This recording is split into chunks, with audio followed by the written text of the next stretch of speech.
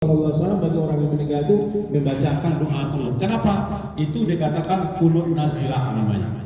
Kenapa? Sebab apabila seseorang itu mendapat musibah atau mendapat wabah, taun dan lain-lain sebagainya, maka Rasulullah SAW mengadakan kunut. Apakah lagi waktu sholat subuh, memang doa kunut itu lebih ampuh.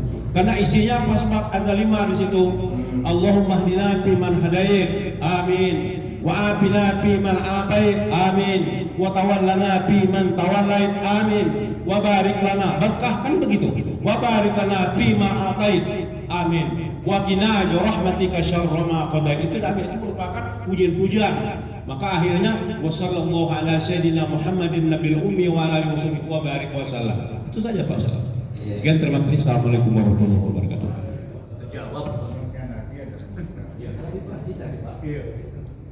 Oke. Jadi ini ya, kembali saya sampaikan, masalah kunut subuh ini tidak akan ada selesainya. Terus ya, makanya ulama itu memposisikan hukum kunut subuh itu sunnah sunnah yang mendekati wajib. Kenapa ulama itu tidak memposisikan menjadi wajib gitu kan? Karena ada pemahamannya tadi bahwa kunut Nabi cuma 1 bulan, habis itu tidak kunut lagi. Namun dilanjutkan hadisnya bahwa amma subuhu, walaupun di waktu subuh Nabi kunut ya, lam yazal yang itu hatta faraqid dunya, sampai Nabi meninggal dunia. Itu kita sunat-sunat lain kita kerjakan. Kenapa sunat waktu subuh itu kunut itu banyak yang menentang? Katakanlah seperti itu. Sunat yang lain, subhana rabbiyal azim, subhana rabbiyal a'la, itu kan sunat juga yang kerjakan. Sementara kunut itu sunat apa? Kenapa ini bisa menjadi perselisihan yang sangat berat? Ya jawabannya itu tadi, karena berbeda dalam memahami hadis tadi dan kronologi asbabul wurud dari hadis itu sendiri. Ya kita tidak bisa menyalahkan orang memahami hadis, ya kan? Jelas. Apakah sunat itu kita laksanakan ketika sholat itu berbatal sholat kan tidak? Ya udah. Yo, dibaca tambahan pahala, dari baca tidak tambahan pahala kan begitu. Bacalah kunut itu nggak apa-apa. Nah, benar kan? Gitu loh ya. Iya. Jangan lari dari faedah disampaikan. Ma yusabu ala fi'li wa la yu'aqabu ala tarki. Iya.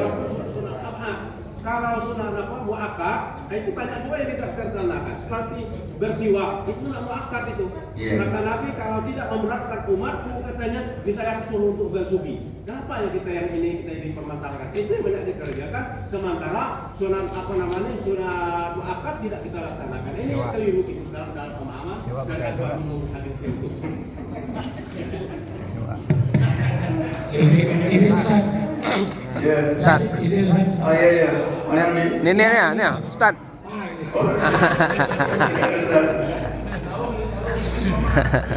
Assalamualaikum warahmatullahi wabarakatuh. Waalaikumsalam. Yang saya hormati Ustaz Irham, kemudian para ustaz, para guru, para kiai, Bapak Ibu jamaah subuh yang muliakan Allah Subhanahu. Ini sangat menarik. Kalau masalah kunut ini mungkin sampai kiamat sudah selesai. Ya kan? Cuman saya ingin menyampaikan saja, meluruskan saja. Kunut yang dilakukan oleh Nabi itu kunut nazilah.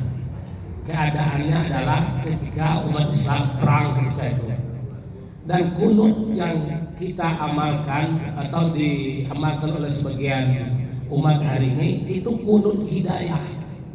Kunut hidayah itu intinya adalah bagaimana mengekalkan hidayah pada diri kita. Karena ada riwayat saya baca dulu ketika pulang dari perang Badar itu ada sahabat bertanya kepada Nabi, ada gak perang yang lebih dahsyat daripada perang ini? ada Nabi kan yaitu perang mengendalikan diri. Nah, salah satu cara untuk bisa mempertahankan diri ini, mengendalikan diri ini yaitu kita berkunut. Ya boleh subuh, boleh zuhur, boleh asar dan boleh maghrib, kapan saja kita mau. Yang penting di dalam salat gitu. Dan hari ini kita tahu ya kan, masalah kunut ini mungkin tidak akan selesai.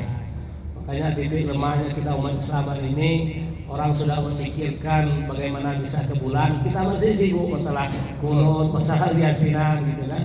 Dan hari ini kita ikuti sajalah arahan dari Kementerian Agama, moderasi beragama, ya kan? Moderasi beragama itu bagaimana kita mengamalkan apa yang kita yakini dan memberi ruang kepada orang lain untuk mengamalkan apa yang mereka yakini.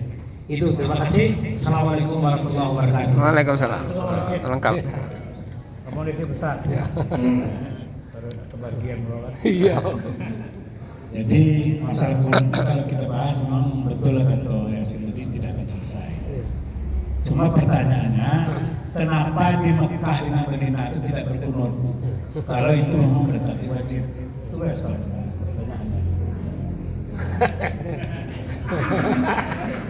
Udah saya jawab semua. Juga yang pertama ya, ini ada Islam baru menurut Ustaz Yasin, ada kunut nazilah, ada kunut Hidayah.